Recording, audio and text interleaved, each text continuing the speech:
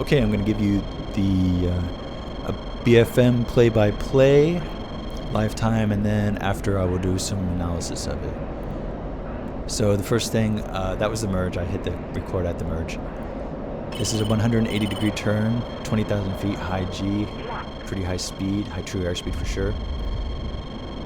We pass again that with pretty high flight path separation. Continuing.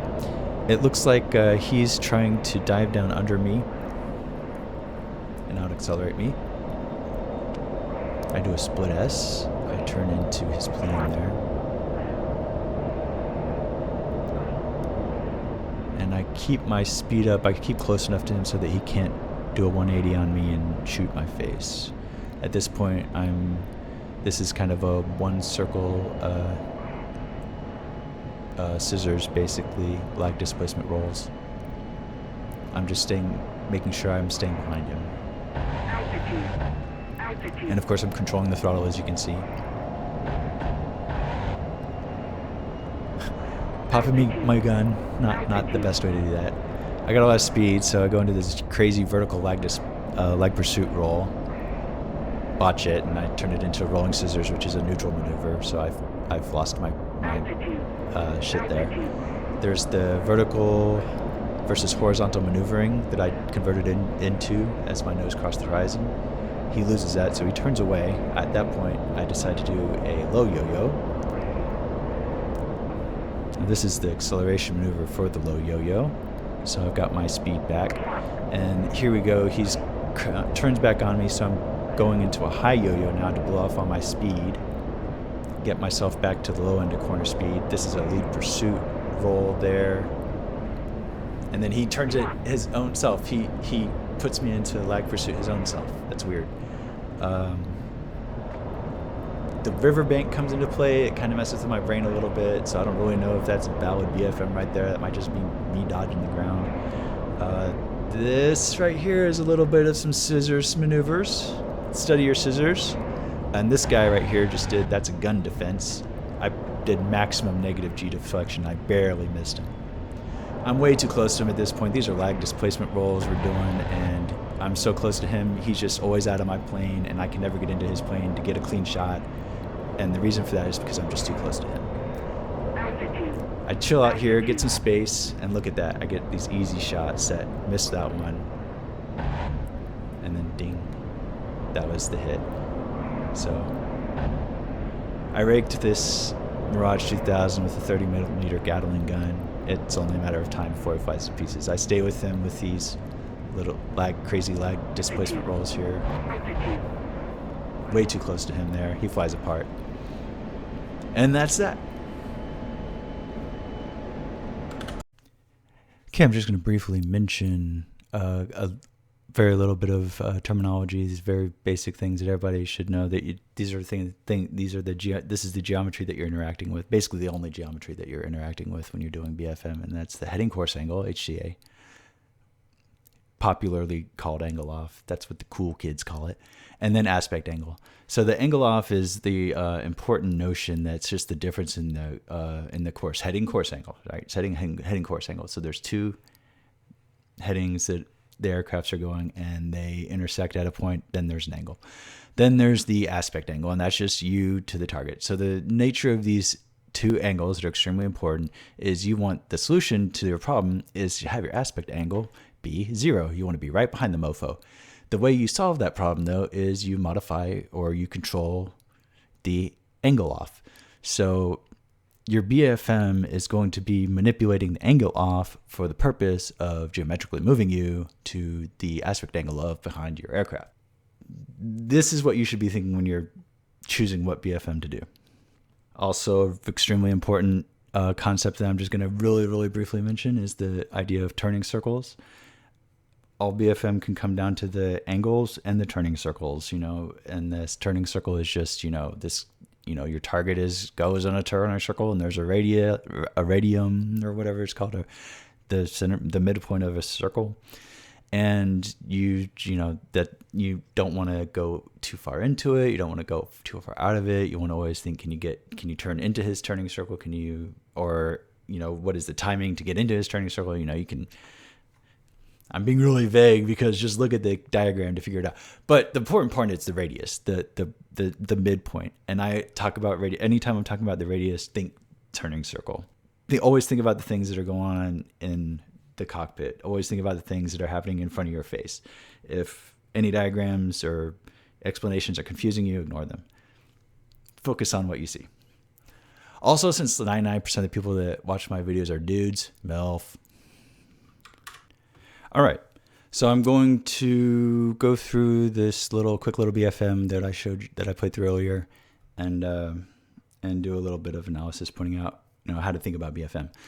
The first thing you're going to notice is this is the very first frame, and there's all these flares and crap. And basically, what happened was I hit the record button right at the merge, so I'm distracted. I'm going into a turn, so you can see here I'm at 20,000 feet, which is pretty high, and 480 knots indicated airspeed, which is really fast. The true airspeed is super fast.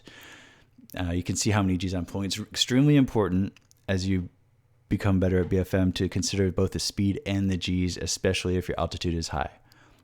In fact, don't even think about the altitude during a dogfight. Only think about these figures here. They will tell you what your altitude is.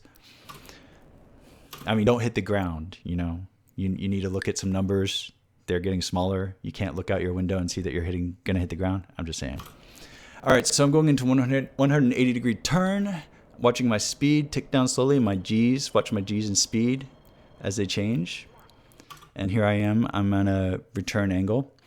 So the first thing I did is have an extremely high flight path separation, and that's going to give the advantage to an aircraft that has the better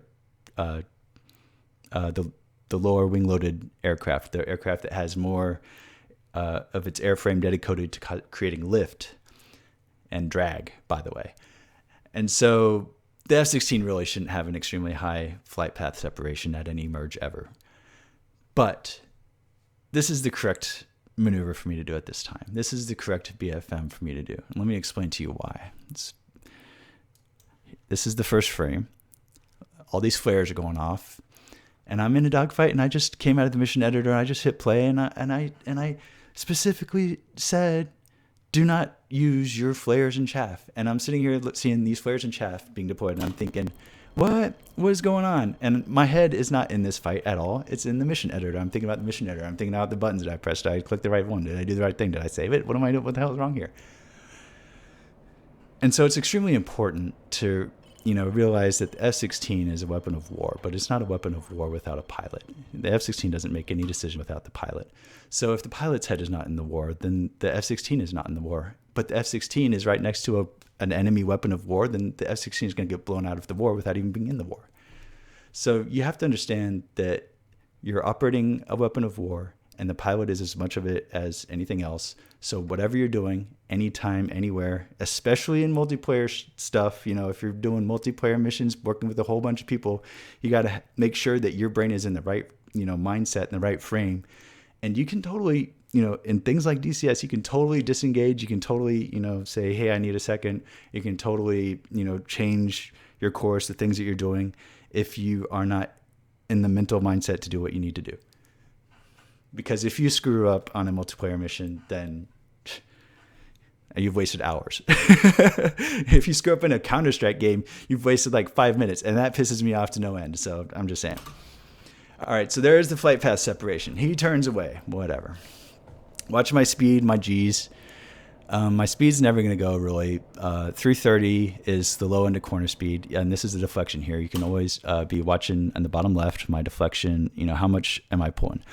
And I think a common mistake for people to make is they see, when you're watching a YouTube video, you don't really, it's pretty rare for people to have the little indicator here in the bottom left up. But you really, a lot of times, things will look like you're doing movie maneuvers, and really you're doing extremely tiny maneuvers. So let me go back and I'll show you how many Gs I'm pulling, what my speed is, and what my deflection is. And so I'm always thinking about the Gs and the speed. Okay, I go into a split S here. Well, I can back it up a little bit. This is going to be like a 45-minute video. Jeez.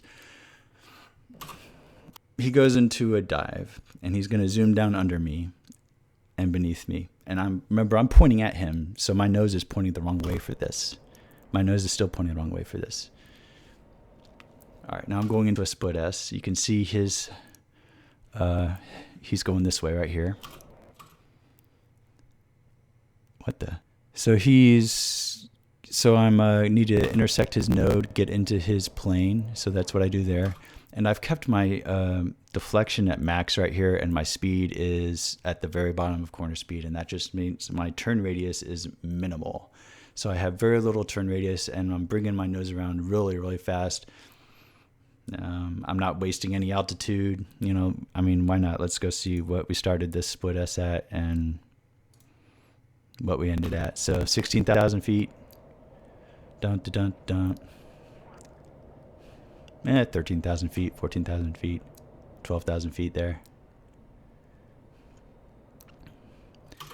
Often when we are thinking about BFM, people tend to think in terms of the target or your opponent does one BFM and then you counter with the correct BFM. And that's not how you should think about it. Instead, you should use the heading course angle that I was talking about earlier. Heading course angle and angle, heading course angle and aspect angle to inform, the relationship between you and the target. And then BFM is the overtime relationship between you and the target. So BFM requires you to input many more things other than aspect angle and heading aspect angle and heading course angle. It also requires you to think about more things than just the BFM that the guy is doing. In fact, the only thing that really should inform what BFM, the main thing that should inform the BFM that you're doing is your aircraft's strengths. So I'm sitting here in an F-16 and I'm going to do different BFM in this situation if I'm in an F-18 or an F-15 or a MiG-21. So the F-16, here's the secrets, guys. The F-16 is extremely powerful, slightly below the horizon with, doing whatever it wants, like right here. I can go anywhere here and I will win. The F-16 is weak turning this way, upwards, like this. Because it has it's a high wing loaded aircraft. It has a whole, it has very few little wings. If you've ever seen an F-16 just fly by, if you're flying and then an F-16 goes, flies right by you, you're like, what was that? A blob with some tiny little stubby wings? Oh, that was an F-16. So that's just the nature of the airframe. The Mirage 2000 has bigger wings, so he's not going to be as effective as that, but he's going to be much more effective in these climbing maneuvers like that. So I'm going to want to stay away from that kind of crap, and I want to stay right around down here.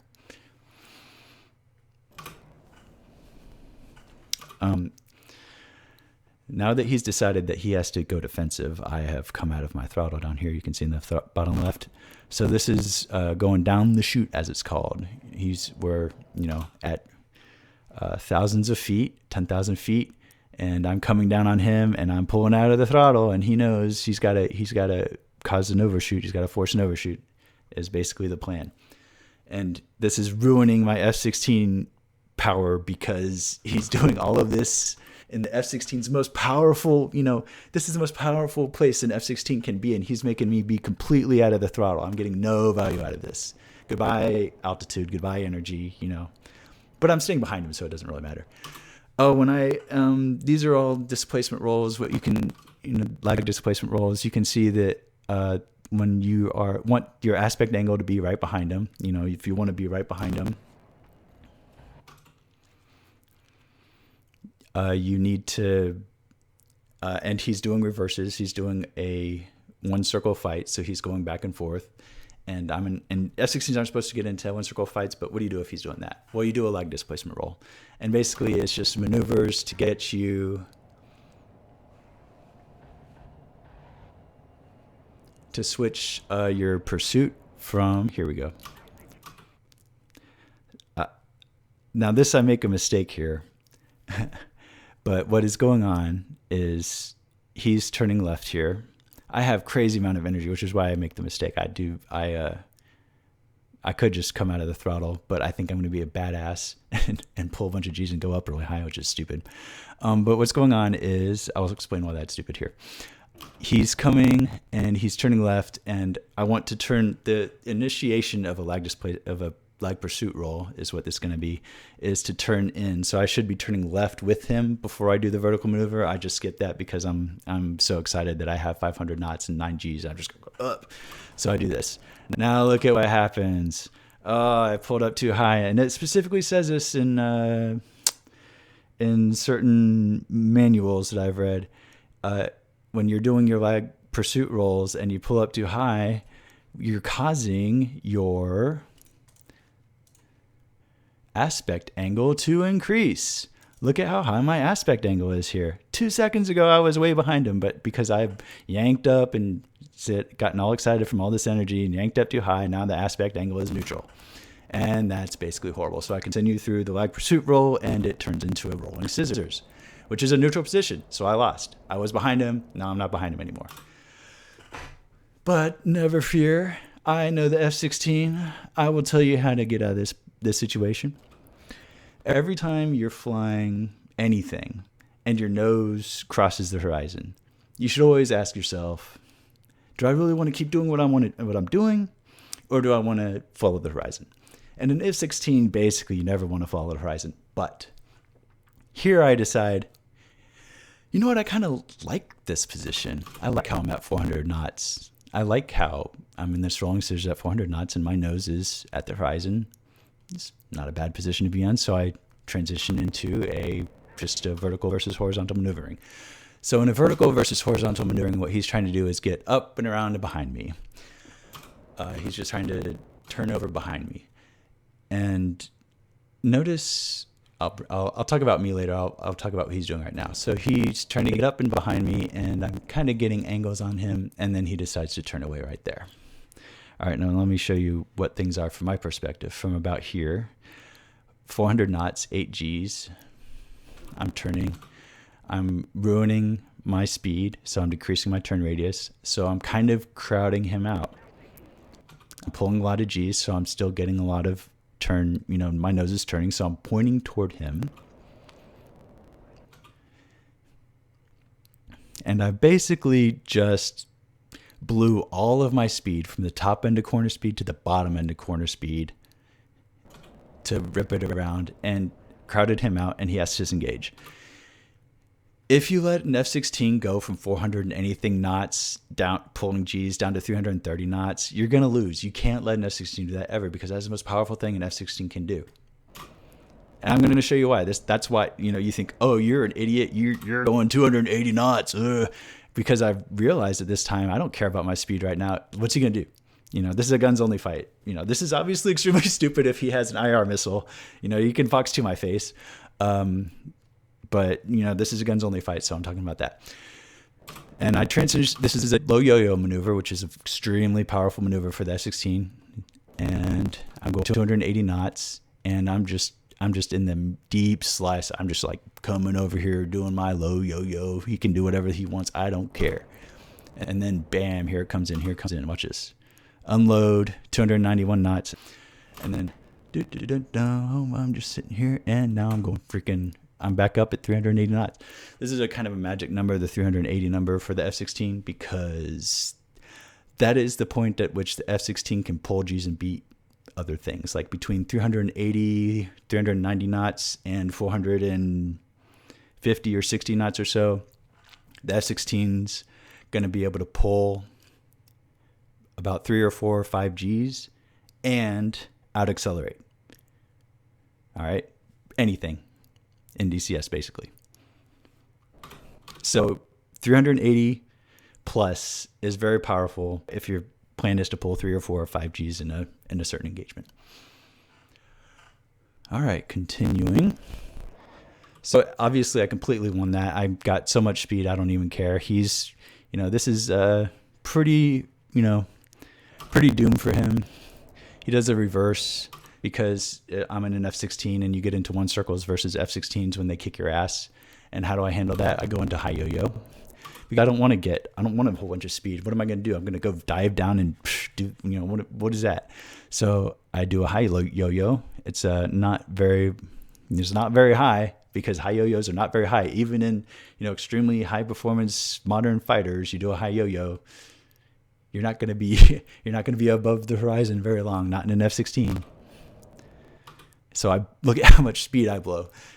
As awesome as the low yo-yo is at adding speed, the high yo-yo will just destroy your speed. And look at how little up my nose is from the horizon. You think of a high yo-yo, you think that you're flying all over the place or something like that. No. High yo-yo is about destroying your speed. It's not about getting high.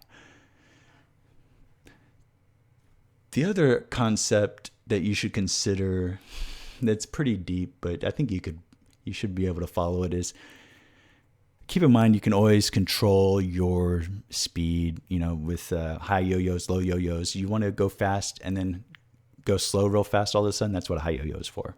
It's just for controlling, it's for going fast, really fast, and then going slow really fast, which is different geometrically than, slowing down at slower rates.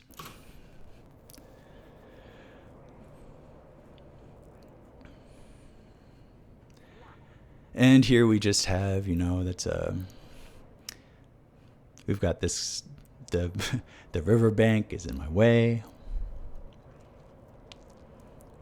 Crossover.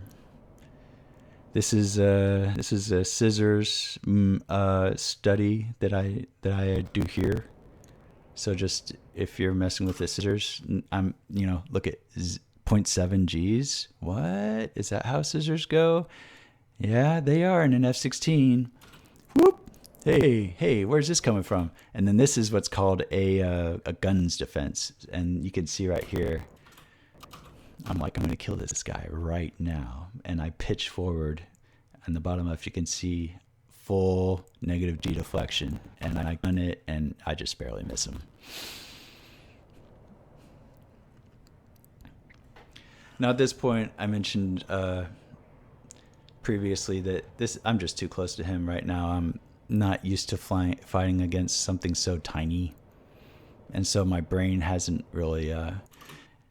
It's funny, I've been correctly analyzing his distance from me at points in time during the fight when I needed to judge my distance from him, but as I'm doing these lag displacement rolls and going down the chute, I'm not cueing my brain to judge my distance to him, and that's why I'm making this mistake here. That's why I'm getting so close to him, and that's why he seems so squirrely, is because he can do tiny little maneuvers really close to me, and he's flying all over my canopy, It's like he goes from... he goes from how many feet? Well, I didn't go far enough.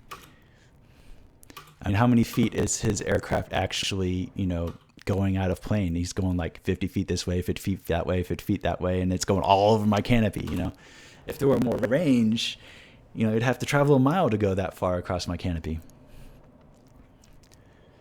Which is why the correct move is what I did, which was to ease off, let him have some distance, and take the snapshots. I take a snapshot there, miss, and then here, my brain is like, my brain has decided I'm going to kill him at this point.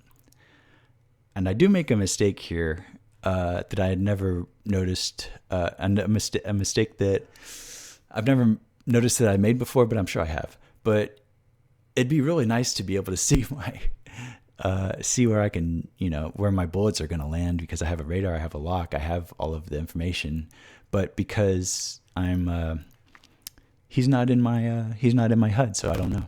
So I just have to, World War II it. So maybe in that case, in the future, I will know to put my, what is this called? My gun solution dogfighting, the EEGS system. I will know to put him in my HUD so I can use the target to kill him.